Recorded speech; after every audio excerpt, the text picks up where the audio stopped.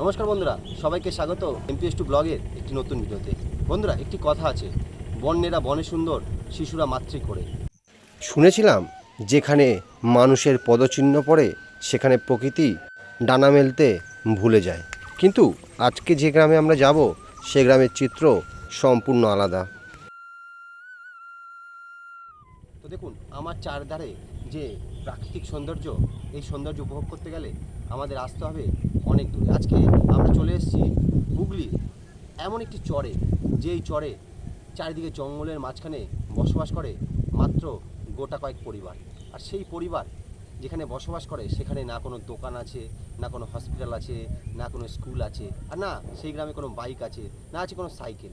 সেই গ্রামের লোকেদের জীবনের একটি লক্ষ্য, কিভাবে বেঁচে থাকা যায়, আর সেই গ্রামের মানুষরা কিভাবে খাওয়া দাওয়া করে, কিভাবে থাকে, সমস্ত কিছু কিন্তু আজকের ভিডিওয় আমরা আপনাদের সঙ্গে তুলে ধরবো।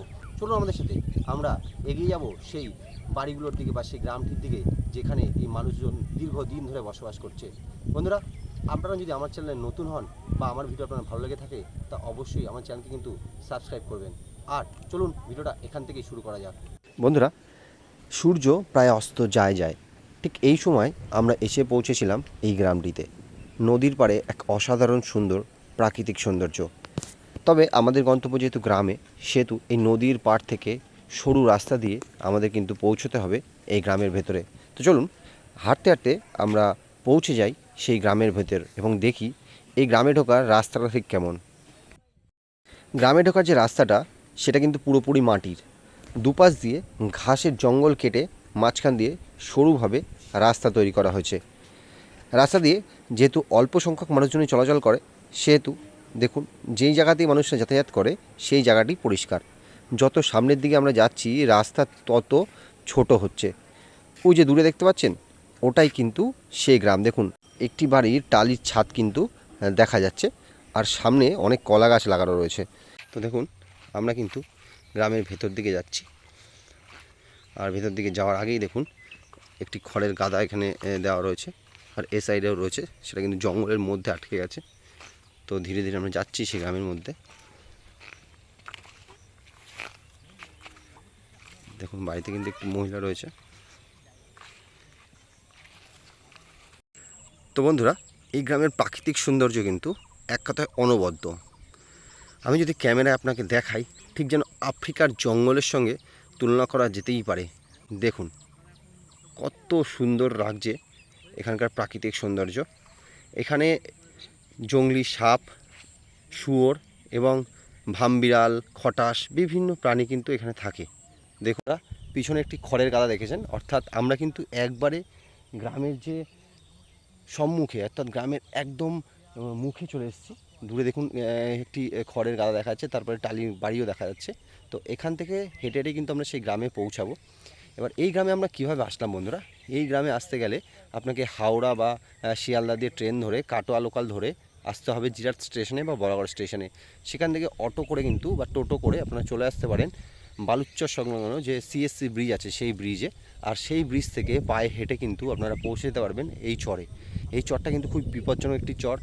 এখানে আপনার যদি কোনো শরীর খারাপ হয় বা অসুস্থতা বোধ করেন, তাহলে এখান থেকে হসপিটাল নিয়ে যাওয়া কিন্তু খুবই দুঃসাধ্য।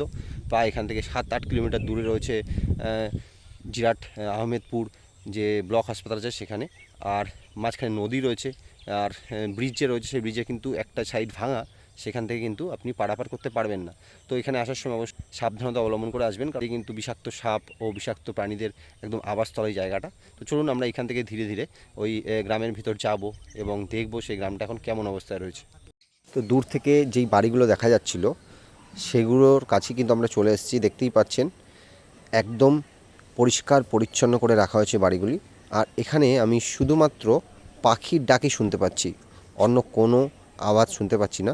দেখুন, বাড়ির সামনেই লেবু গাছ লাগানো রয়েছে, আর বিভিন্ন রকম গাছ লাগানো হয়েছে। বেশ কয়েকটি বাড়ি আছে এখানে, 3-4টি বাড়ি কিন্তু রয়েছে। দেখুন, এপাশে একজন মহিলা বসে আছে, আর ওপাশেও একটি বাড়ি রয়েছে, আর রয়েছে ঠাকুর মন্দির। আর দেখুন নারকেল গাছ রয়েছে, আরও বিভিন্ন রকম গাছ রয়েছে, কিন্তু বাড়িগুলো কিন্তু একদম পরিষ্কার পরিচ্ছন্ন। আর এদিক দিয়ে রাস্তা চলে গেছে ভেতরের দিকে।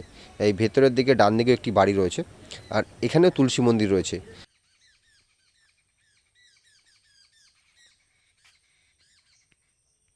আর ওটা হচ্ছে বাড়ির রান্নাঘর। আর ওপাশে স্তূপ দিয়ে কিছু একটা রাখা হয়েছে। আর দূরে দেখুন প্রত্যেকটি বাড়িতে কিন্তু অনেক জমি রয়েছে। পাশে দেখুন যে জমিগুলো সেগুলো কিন্তু এই বাড়িরই। আর এদিক দিয়ে দেখুন গ্রামের ভেতরে একটি রাস্তা চলে গেছে। একজন গ্রামবাসী হেঁটে হেঁটে জল নিতে আসছেন। সামনেই কল রয়েছে। তো আমরা এবার আরও গ্রামের ভেতরে প্রবেশ করছি। দেখুন ধীরে ধীরে গ্রামের ভেতরে প্রবেশ করছি। আর রাস্তাটা দেখুন একদম কিন্তু মাটির রাস্তা, একটি ইটও পড়েনি। আর এই সমস্ত অঞ্চলের মানুষের কিন্তু ভোটার কার্ড রয়েছে আর প্রত্যেকে ভোট দেয়। তা সত্ত্বেও এখানে এই যে বাড়িটি দেখছেন এটি একটি মন্দির। এখানে কল রয়েছে জলের। আর মন্দিরটির ওপাশে দেখুন কিছু লোক চাষের কাজবাজ করছে। আর মন্দির দেখুন কত সুন্দর, আর চারিদিকে শুধু প্রাকৃতিক যে আওয়াজগুলো সেগুলো আমাদের কানে আসছে। আপনারা কিন্তু এখন পর্যন্ত একটি বাইকের আওয়াজ কিংবা একটি সাইকেলের বেল কিংবা গাড়ির আওয়াজ কি শুনতে পেয়েছেন? দেখুন এদিকেও কিন্তু দুটো বাড়ি রয়েছে। যে গ্রামটা আমরা ঘুরে ঘুরে দেখছি সেই গ্রামেরই একটি এটার বাড়ি। আর সেই বাড়ির যে উঠোন আছে সেই উঠোনের সামনেই রাস্তার মধ্যে আমরা কি দাঁড়িয়ে আছি। তো দেখতেই পাচ্ছেন পেছনে এক কাকিমা কিন্তু কাজবাজ করছে বাড়ির। আর তিনি এখানে গরুর ঘরের টুকটাক কাজ করছেন। আর এই গ্রামটা কিন্তু অনেকটাই বড়। এখানে প্রায় 15-20টা ফ্যামিলি রয়েছে। আর 8-10 ঘর রয়েছে। এখানে আরও আগে অনেক বেশি লোক থাকতো, কিন্তু ধীরে ধীরে কিন্তু লোক সংখ্যা কমেছে। কারণ এখানকার যে পরিস্থিতি আপনারা দেখতেই পাচ্ছেন যে খুবই বাজে পরিস্থিতি। এখানে রাস্তাঘাট প্রায় নেই, আর একটা দোকান নেই, একটা কিচ্ছু নেই। মানে আপনি যদি কিছু খেতেও চান, ধরুন আপনার একটা চিপস খাওয়ার ইচ্ছা হলো, তাহলেও কিন্তু আপনাকে প্রায় 5 কিলোমিটার দূরে ওপারে যে জিরাট শহর আছে সেখানে যেতে হবে। তো তার মধ্যে দিয়েই কিন্তু এরা একটা কঠিন জীবনযাপন করছে। আর এদের যে বেস আছে, অর্থাৎ এদের পূর্বপুরুষ তারা বিহারের বিভিন্ন জেলায় থাকতো এবং সেখান থেকে এখানে কিন্তু এসে এরা আশ্রয় গ্রহণ করেছে। একটি উপজাতি বলতে পারেন এদের আপনারা, এখানে এসে আশ্রয় গ্রহণ করেছে। তারপর প্রচুর লড়াই করেছে, এখানে জঙ্গল কেটে এরা কিন্তু ঘরবাড়ি তৈরি করেছে। আগে এখানে বাঁশ দিয়ে, তারপরে কাশবন দিয়ে এরা কিন্তু ঘর তৈরি করেছিল। তারপর দীর্ঘদিন থাকতে থাকতে থাকতে থাকতে এখানে নাগরিকত্ব অর্জন করেছে এবং এই গ্রামে তারা কিন্তু স্থায়ী বাসিন্দা। দেখুন বাংলাদেশ থেকে প্রচুর লোক কিন্তু ভারতে এসছে, যাদের ভোটার আইডি কার্ডে নাম নেই বা তারা এখান থেকে পালিয়েছে বাংলাদেশ, কিন্তু এরা কিন্তু এখান থেকে যায়নি। এদের ভোটার আইডি কার্ডে নাম আছে এবং এদের এই জায়গার দলিলপত্র সব কিন্তু আছে। তাই এখানকার স্থায়ী বাসিন্দা বলতে পারেন। দীর্ঘদিন প্রায় 40-50 বছর ধরে এখানে রয়েছে। তো চলুন এখানের ভেতরে আমি গ্রামের ভেতরে ঢুকবো এবং একটি পরিবারের সাথে কথা বলবো, তারা কিভাবে এখানে জীবিকা নির্বাহ করে এবং কিভাবে থাকে, তাদের ছেলেমেয়ের কোথায় বিয়ে হয়, তাদের যদি রাতে শরীর খারাপ হয় তারা কী ব্যবস্থা নেয়, সমস্ত কিছু ইনফরমেশন এখান থেকে আমরা নেব। আর এখানে এরা কীভাবে এদের বাড়িতে চাষাবাদ করে, কীভাবে ফল ফলাদি বা অন্যান্য জিনিস চাষাবাদ করে, সমস্ত কিছু জানবো। চলুন ভেতরে ঢুকি এবং এই গ্রামটা একটু ঘুরে দেখুন অবশেষে আমরা একটি বাড়ির সামনে চলে এসেছি, যেখানে একটি পরিবার সুন্দরভাবে বসে বসে গল্প করছে। পরিবারের দেখুন উঠোনেই বেশ কিছু কলা, যেটা তাদেরই জমির কলা, সেগুলো কিন্তু এনে রাখা হয়েছে। একটি বাচ্চা, খুব কিউট বাচ্চা একটি, সেটা কিন্তু খেলছে। চলুন ইনাদের সাথে একটু কথা বলে নিই এবং জেনে নিই ইনাদের বর্তমানে বাস্তবিক জীবনটা ঠিক কেমন। তোমরা কি এখানেই থাকো? মানে সারা বছরই, গ্রীষ্ম বর্ষা সব সময়? তোমাদের এই সাইডে যে নাম সবার বাদ গেছে, তোমাদের যায়নি নাম বাদ? মানে তোমরা সবাই ভোট দিয়েছো এবছরও? ও, মানে অনেক দিন ধরে এখানেই আছো? ও, তাই এখানে ওরা স্কুল যায় কোথায় বাচ্চাগুলো? মানে নদী পার হয়ে যায়? ও, আর এখন যে এই বর্ষাকালে এখানে সাপ খোপের উৎপাত নেই?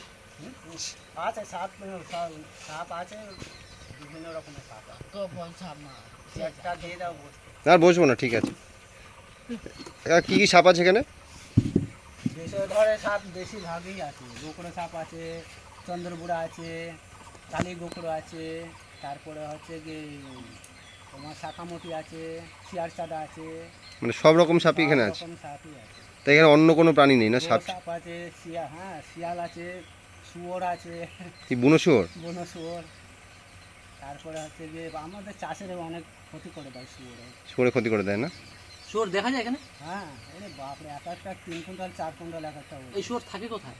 ওই জঙ্গলে জঙ্গলে লুকিয়ে থাকে। জঙ্গলে? এমনি বাড়ির উঠোনে চলে আসে? হ্যাঁ, রাতের বেলায় চলে আসে, কুকুরে তাড়া করে। কুকুরগুলোকে আবার ওরাই তাড়া করে। ও, মানে নিজেদের মধ্যে মারামারি করে? কুকুরগুলোকে তাড়া করে নিয়ে যায় শুয়োরে। দাঁত বেরিয়ে দেখলে ভয়ঙ্কর একদম। একটা শিয়াল এই শুয়োর কত বড় হবে মোটামুটি? তাও ধরো 2 কুইন্টাল 1.5 কুইন্টাল করে এক একটা। বড় বড় শুয়োর। মানে 150 কেজি 200 কেজি ওজন তাই এক একটা? 300 কিলোরও উপরে আছে এক একটা। এই দেখলে পরে গরু থেকে এক একটা বেশি। ও মানুষ ধরলে মানুষকে তো মেরে দেবে। মানুষ কাছে আসে না চট করে, কিন্তু মানুষের ওদেরকে অ্যাটাক করতে গেলে ওরা তো নিজের জীবন বাঁচানোর জন্য অ্যাটাক নিয়ে যায় যে কোনো জিনিসই। আর শিয়াল আছে উঠোনে? শিয়াল আছে, চলে যায়। যে ধর রাত্রেবেলা হঠাৎ করে শরীর খারাপ করলো, তখন কি করে যাও হাসপাতালে? হ্যাঁ, হঠাৎ করে রাত্রেবেলা কারো শরীর খারাপ করলে? শরীর খারাপ হলে নৌকো নিয়ে পার হয়ে ও পারে গাড়ি করে চলে যায়। ও, ঘাটে গেলে খালি নৌকো পার হতে পারলে গাড়ির সব কিছু। নৌকো পার করে ওই জঙ্গল দিয়ে যেতে হবে তো রাত্রেবেলা। আর তোমার রাত্রেবেলা কোনো জিনিসের দরকার পড়লে তো ওপারে তো যেতে হবে, এমনি তো কোনো দোকান নেই। জিনিস যেগুলো দরকার পড়ে আমরা নুন তেল যেগুলো যা আছে আমরা ডবল করে কিনে রেখে দিই, যাতে সমস্যা না। ওষুধপালা জ্বর যেগুলো হয় সেগুলো ওষুধপালা সবই কিনে আমাদের স্টোকে রাখতে হয়। সে তো রাখতেই হবে। কারণ যে আমাদের বেচ্ছন্ন জায়গায় হট করে কারো শরীর খারাপ চট করে নিয়ে যায়, আটকানোর মতন ওষুধ নিয়ে আসা হয়। ও, কিংবা ডাক্তারের কাছে গেলাম, ডাক্তাররাই বলেন আপনাদের যে জায়গায় বেছন্ন আপনাদের ওষুধ একটু বেশি করে তুলে রাখাই হয়। আপনাদের এমনি ভোটার কার্ড আধার কার্ড এগুলো আছে? বললো সব আছে। ভোট দেন? হ্যাঁ, এই যে এখানে নাকি যে পোর্ট হবে, তাহলে তো আপনাদের নোটিশ ধরিয়েছে? ওর হবে আমাদের এখনো নোটিশ ধরায়নি। আগে সিএসি যে এসেছিল ওরা নোটিশ জারি করেছিল আমাদেরকে, আবার নোটিশ কোর্ট থেকে কনসাল্ট। আচ্ছা, আপনাদের তুলতে হলে আপনাদের জায়গা দিতে হবে কোনো না কোনো জায়গায়? জায়গা চাকরি বাকরি সবই তো দেওয়ার কথা, দেওয়ার কথা, তাই না? সবই আমাদের তো আজকে নতুন। আপনাদের তো এখানে আদিবাসী স্থান না? না না আপনার না, আমাদের থান জন্মস্থান এইখানে, এখানে বাবাদের থান হচ্ছে ইউপিতে। ইউপিতে? আমাদের এইখানে 2 পুরুষ, বাবাদের থেকে নিয়ে 3 পুরুষ হচ্ছে। এই যে আমাদের নাতি পুতি সবই হয়ে যায় ছেলে, নাতি। আপনাদের ছেলে মেয়েদের বিয়ে কোথায় হয়? ইউপিতে নাই বাংলাতে? না না, আমাদের এইখানেই হয়। বাংলাতেই হয়, তাই তো? এই তো বাংলাতে একটা দাদার মেয়ে বিয়ে দিলাম ধনেখালিতে, আমাদের বাঙালির মধ্যেই বিয়ে হয়েছে। মানে ঘোষদের বাড়ি তাই তো? মাহেশ্বর ঘোষ। মায়ের সাথে ওই তারাপুরে। তারাপুর। আর এই যে এইখানে আর তোমার নৌকো আছে নিজের? হ্যাঁ আছে। মানে তুমি মাছও ধরো? বন্ধুরা, 7 জনের পরিবার, এই একটি ঘরেই থাকা হয়। ঘরের সামনে ফাঁকা জায়গা, বাচ্চার জন্য একটি দোলনাও রয়েছে। ঘরের ভেতরটা একদম স্যাঁতস্যাঁতে। এটা পঞ্চায়েত থেকে দিয়েছে না ঘরটি দেখছেন? এটি পশ্চিমবঙ্গের রাজ্য সরকার কর্তৃক এনাদের প্রদান করা হয়েছিল। তার অর্ধেক টাকা এনারা পেয়েছেন, বাকি অর্ধেক এখনও পাওয়া বাকি। বাকি অর্ধেক টাকাটা পেলে ওপরে টিন দিয়ে এই ঘরটা দিয়ে এনারা থাকবেন। পাশ দিয়ে আরেকটি সরু রাস্তা চলে গেছে, সেখানেও রয়েছে একটি বাড়ি। বাড়ির সামনেই রয়েছে একটি লেবু গাছ, সেখানে গাছ ভর্তি লেবু হয়ে রয়েছে। প্রত্যেক বছর 200-250 লেবু হয় এই গাছটিতে। এবার নাকি ফলন কম, এত লেবু তো খাওয়া সম্ভব না, তাই সামনের বলাগড় বাজারে নিয়ে গিয়ে বিক্রি করা হয় এই সুস্বাদু লেবু। শুধু লেবু নয়, একটি বিশাল আকারের তেঁতুল গাছও রয়েছে, আর সেই তেঁতুল গাছ থেকে নাকি অনেক টাকার তেঁতুলও বিক্রি করা হয়।